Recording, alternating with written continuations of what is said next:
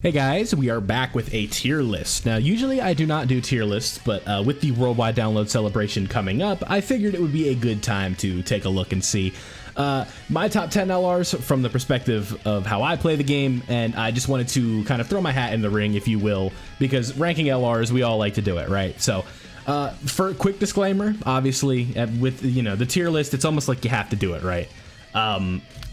My opinion, if you differ, that's fine. I'm okay with that. And also, the level that I use most of these units, unfortunately, is not the 100% rainbow level, and 2 LRs on this list I sadly do not have.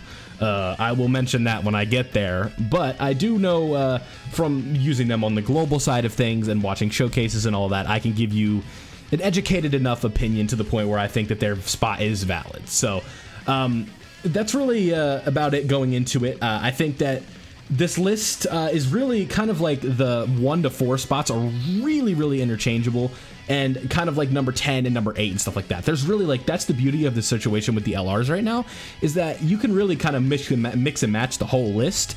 The only thing that you can say, I really can tell you with a straight face, is that Carnival Goku is not number 1, right? You can't put him at number 1 or anything like that. But you could make an argument for Bulma, the GT duo, Piccolo, Super Saiyan 4 Goku. You could put you could argue 1, 2, 3, 4 all the way up and down the list, right? So with all that being said, I think the way we're going to get started is we are going to do 1 to 10, and then I will explain the or 1 to 2 or 10 to 2, and then I will do the honorable mentions before I give you number 1. But number 1 will probably be pretty obvious. So let's go ahead and hop in. At number 9, I have number 10, I have LR AGL Gohan. Now, LR AGL Gohan is interesting, right? Because in his Super Saiyan form, he is really good. But in his Super Saiyan 2 form is where he becomes absolutely wild, right? The attack stats are through the roof. He has the orb changing. He's just it's just the attack that he does is just crazy, right? But the problem is his EZA did not fix the condition as we expected, so I can't in good faith put him any higher than 10 in my opinion, just because he can get caught in content still, but he has a really good link set. It's on literally every team in the game, basically. I think he's on 23 categories or something like that. He's on a fourth of the game, right? So that is really important. If we're talking about a versatile unit that you can put anywhere and run in all content, I'd say this AGL Gohan is a prime example of that. And that's the beauty of this list. 10 to 1, I'd say you can run literally everywhere and you'll be fine. So I think number 10 is a good spot for that AGL Gohan. I think if Super Saiyan 2 was able to come out a little bit easier, I'd move him up more closer to 7 or 6, maybe even 8. So 10 is my spot for AGL Gohan, and that'll transition us to our number 9 spot, which I have LR Trunks and Vegeta.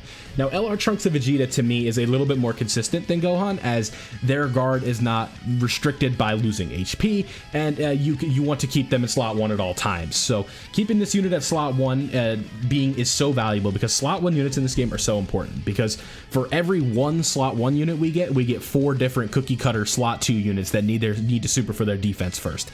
And with the hardest content in the game right now being Sin and Omega, being very AoE based, a unit like this that does not need to super first to get all of their defense is super valuable. So that's why I hold this Vegeta and Trunks a little bit higher of a standard than Gohan, because Gohan does need to stack up and can potentially lose that guard, but so can Trunks and Vegeta if you don't put them in slot 1. So putting them in slot 1 is very important, and I think that's why I would have Trunks and Vegeta there, just with their stacking ability, and basically just it's so hard to take these guys down, right? Because they build up when they get hit, they get super high defense, and then they innately get the 5 chance to dodge, so you don't have to necessarily invest a lot of hidden potential in them, but then being defensive, I can understand why you would want to build them full dodge.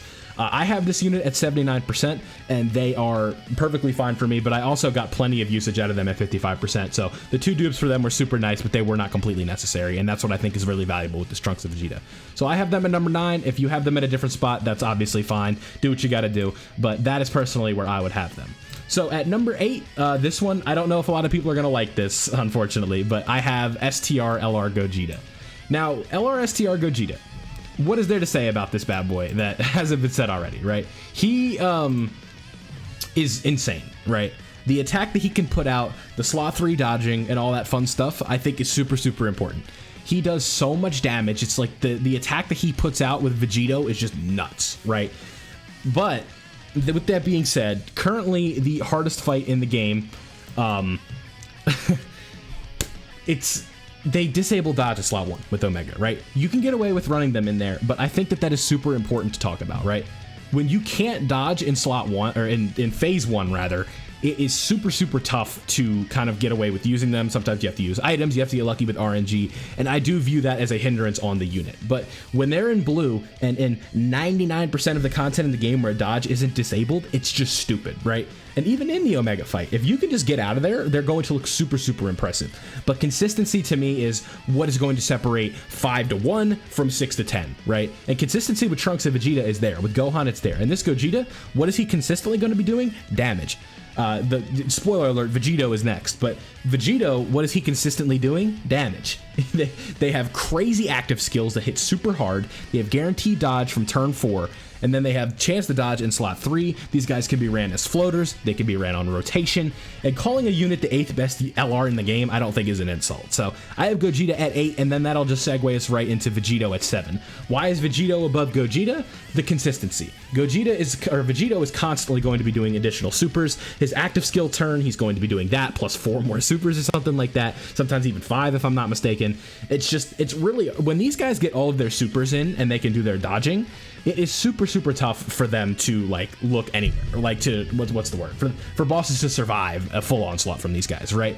But the fact that they can get caught super easily in the beginning of fights, and you do need to build them up a little bit, is kind of why I don't have them on that upper echelon in terms of 5 to 1. But again, if you have them at 5, 6, or whatever, or even if you tie them together and throw another unit on the list, I think that's fine. But just the guaranteed dodging that these guys do, the active skills that they have as hard as they hit, the additional supers, the super effective for Gogeta, the additional supers for Vegito, I really like how these units are designed. The fact that those EZAs brought them up to the 7 and 8 range with all these good LRs in the game right now, I think is super like phenomenal. So don't take that as an insult that Vegito is at 7. I think he is great. So let's go ahead and move on to number 6. And at number 6, I have our boy Kai Goku. So Kai Goku, I had a little bit of trouble with his placement, because defensively he can get super high up with his guard and the full heal that he brings to the table. This guy is phenomenal, fits well on a lot of teams. It's just a really overall solid unit. Now, unfortunately, I don't like his animations, but I can't use that to slack on the unit or to talk negatively about the unit, right? So let me make sure. Did I pull him up? Yeah, I did. So let's take a look at this bad boy, right? This is the first unit that I pulled up, but has ki plus 4, attack and defense plus 59. He loses his guard after 6 turns, which is not good. He survives KO attacks, which can be helpful, and then gets his heal when HP at the end of turn is 40% or lower. So if he survives the thing, then you get a heal, right? Or if he survives his KO attack, he gets a heal. You get crit chance up to 59%, additional plus 59% after receiving 5 more attacks, and then needing the 9 attacks to get the additional attack is very annoying. And then a high chance of evading ki base super is kind of annoying as well. So not the most consistent unit in the world, and you need to get hit a lot. And that is kind of where I'm not the biggest fan of that unit. So Kai Goku, 6, almost a top 5 LR, but I would put him out of the top 5, unfortunately, and he would fit right in at 6. So with that being said, the top 5 should be fairly obvious at this point. But let's go ahead and start with number 5. And that is our good friend, the Buu Duo. So the Buu Duo. What is there to say about the Buu Duo that we have not talked about throughout the history of time, right? The Buu Duo is a super good unit, but the problem with the Buu Duo is they can get caught a lot, they need to stack, they need to crit, and they, at 55% especially, which is what I have this guy at, their Spirit Bomb does not hit nearly as hard as you want. But the standby mode that these guys have, as well as the hardest fight in the game right now being Int, really brings their value up a ton at the moment. So this unit could fade down to 6 or 7, but right now with the hardest fight, I'd say 5 is a great spot for them. I don't necessarily, I'm not the biggest fan of, what's the word? Units that are really based on getting like a ton of supers, but with this guy, if you get the 24 ki, there is a great chance that you are going to be getting 3 supers, 4 supers, and if you can get crits on those, the damage is going to look super impressive. After you get a lot of stacks in as well, defensively, these guys are going to be a wall, even after the standby, especially being type advantage in the last phase of the Omega fight. I think that this is a super good, well done unit. But it can be a little bit annoying when you don't get the crits and you aren't able to stack up and you do get caught, but that is just kind of how it goes sometimes, right? They have a phenomenal leader skill. Their 200% is not great, but their categories that they lead themselves are very good. We have, the final trump card category is solid, so there is at least that. Power of Wishes is decent too. You can run a lot of different units on that team. So I think number 5 for me is a good spot for the Buu Duo, and the units that are 4 to 1 just out trump them just a little bit. So At number 4, it's going to be close, but I have Super Saiyan 4 Goku. Now, Super Saiyan 4 Goku is interesting, right? He does quite a bit, and with Super Saiyan 4 Goku, I think this guy has a ton of potential to be higher, but unfortunately, I just think 1, 2, and 3 are a little bit better. So with this guy, it's hard for him to take damage. He has a nice standby that puts him into Super Saiyan 4 Goku. Once you get the full power Super Saiyan 4 Goku, this guy is unreal. Like, with the attacks he can put out, the just the crazy amount of damage he can do. We have just like, look at all this stuff we have. The damage reduction that he has. He recovers 77% HP, activates guard for the turn, and then gets all attacks are crits after he appears. It's just the crits he's doing, the defense he has, the like the unkillability, if you will, the damage that he puts out. Like, we're talking at 55%. This guy's putting out like an 18 million attack stat out of 24 key, right? And then we get an additional defense plus 77% for 5 turns when attack is evaded or received. That's easy. Damage reduction 25%, and then an additional damage reduction 25% when places the first attacker. So he has 50% damage reduction. He's hitting an 18 million attack stat. He's guaranteed crits. Additional defense plus 77% after you take a hit. Like, what more do you want from this guy? Like, when we talk about how good this guy is, right? It's just, when the standby, you know, making sure that you get everything with the orbs. Sometimes there's like the off chance that you don't get the orbs as Oob and you can get caught. But I don't think that's rare enough of a scenario where I don't think it's necessary to put them any, put him any lower. So full power Super Saiyan 4 Goku can look absolutely nutty, and I think that alone puts him above the Buu Duo just because of how consistent he's going to be in that mode, right? The Buu Duo is a little bit inconsistent sometimes, and that is where they kind of falter, but with the hardest fight in the game being Int right now, I think that is a really good spot for the Buu Duo. So moving on to number 3, 1, 2, and 3 again should be obvious, maybe not rankings, but the units. We have our GT Duo. So the GT Duo, again, what do I preach on this? Consistency. When you get the additional supers and they build up their damage reduction, they're going to put up amazing attack numbers, they're going to have decent defensive numbers, they're going to have damage reduction. Their standby is super easy to get. You just go in with under HP, and then you have the revival that also gives support to the rest of the rotation. I didn't mention that with Oob, by the way. You also get defensive rotation by 70%, defensive support by 70% for everybody when you go into that standby. The same can be said about the attack that goes from the GT Duo standby. These guys just do a lot, right? It's like, we just look at the kit, right? We have additional attack and defense plus 50% when HP is 50% or more. That's easy from the start of the turn. We get, as the first attacker, we get additional ki per sphere, and then slot 2 we get more ki, additional super attacks that have a high chance of becoming a super attack, a guaranteed additional 24, an additional ki plus 1 reduces damage by 10% up to 50% with each super attack. Super Saiyan Vegeta is super easy to get into. And then, we have the revival that also does damage, a ton of damage to the enemy. And they, like, ideally what I like to do with this Vegeta is try and get, like, get into the standby and then try and do that attack stat that can be super high with this group right here, right? A lot of the time it doesn't happen, but when you can, you get that additional 8 to 9 million is usually the range that I have them at 55%. And that is kind of where things get a little bit tricky, but it is what it is, right? So the super, you get the damage, and then you also have the support. It's just, this guy is going to look, they're just so good, right? Like, they're just consistently having this damage reduction, and they're always, coming through for me, right? This unit seldom lets me down, and that's why I really like this unit. We look at the link set, look at the teams he's on, the units that he links up with well. I'm just a big fan of this unit. So GT Duo at number 3, and before we get into number 2 and number 1, we got to go over 2 things: the honorable mentions, as well as everything you got to do with the YouTube stuff, right? If you find yourself enjoying today's video, don't forget to leave a like and subscribe if you are new for more tier lists. We are going to be doing, I think I'm going to be doing a tier list a day for the next couple days. We'll be doing Easy A's, LRs, TWARs. This is the LR list. So with the honorable mentions, I have Golden Frieza. We're going to keep it short and sweet with Golden Frieza. He has damage reduction, obviously, that is super good. In short form content, he is as good as it gets. But right now, the game is starting to transition to more long form content, being the hardest fights in the game. So there is room for him to get caught. The teams he fits on well, Final Trump card, what is the other one? The leader that he fits with. It's, I believe it's Power of Wishes, because he gets revived from a wish and stuff like that. He just fits on some of the best teams in the game and has that kind of damage reduction buffer for short form content that really helps him out. Super solid unit. Again, you could argue he almost makes this list, like he's so close, but it is just going to be a little bit close, or just not going to make the cut with me. We have both the Carnival Super Saiyan Gokus for separate reasons. Obviously, STR Carnival Goku has a scouter ability. He has good offense, good defense, just is a very good utility unit to float off on teams. He can be ran in Omega, and Carnival Goku is kind of the same thing. He did kind of phase out a little bit because Omega is in, and he's not always going to come through for you, but the revival with the defense and offensive prowess that he has, I think, is more than enough to make him on the honorable mentions, just barely making it out of the top 10. And then Carnival Kid Gohan, I kind of just threw on here as a swerve. You know, you do have like LR Piccolo you can run him with, and that could be a really fun rotation, but overall, I just don't think this guy makes it enough. He does have damage reduction and defensive raising that's through the roof. You know, he can look very, very impressive, but just not making it on the list over the 10 that we have here. So let's get into number 2 and number 1. So at number 2, it's gonna be close. I think you guys aren't gonna like my placement, but that's okay.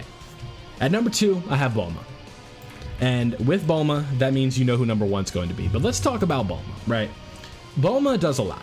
Her support is absolutely crazy. Her basically her tanking ability is wild. She's got a guard for 7 turns, attack and defense 177%. She's an orb changer, so she's self-sustaining. She's got damage reduction up to 77%. Additional attack and defense plus 17% per key sphere obtained, plus an additional attack plus 77%. With 3 or more key sphere obtained, she changes orbs, so that's easy. She gives, 2 turns of support when she gets 5 turns, or what's it called? She gives support when she gets 5 or more key spheres obtained, and then launches an additional super attack with 7. I mean, it is, if Bulma, I think as a unit is like a 9.95, right? And then I just have Piccolo at a 9.96, and it's so close. Like, I almost want to put Bulma at number 1 on this list as I'm going, but the problem is with me, I don't have Bulma on my JP account. And I don't, with that being the problem, I can't in good faith put her over a unit that I've used and seen at full potential, just with how I've played the game. So number 1, I have Piccolo. And with LR Piccolo, why I have him at number 1, it's just everything he is doing. So let me make sure, where is he at? A soul pumped up? No, it's not you. Come on, I know you're in here. So, LR Piccolo. Why do I have this guy at number 1, you might be asking, right?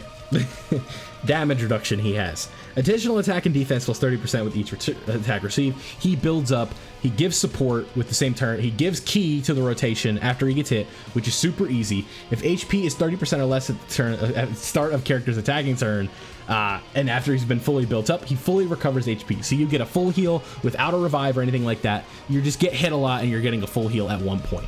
When you go into the giant form, you're doing a ton of damage that adds up to be usually more than a lot of different active skills. And what breaks this guy, and this is why I have him at number 1, it's the simple fact that he takes away enemy supers when he goes into that mode, right?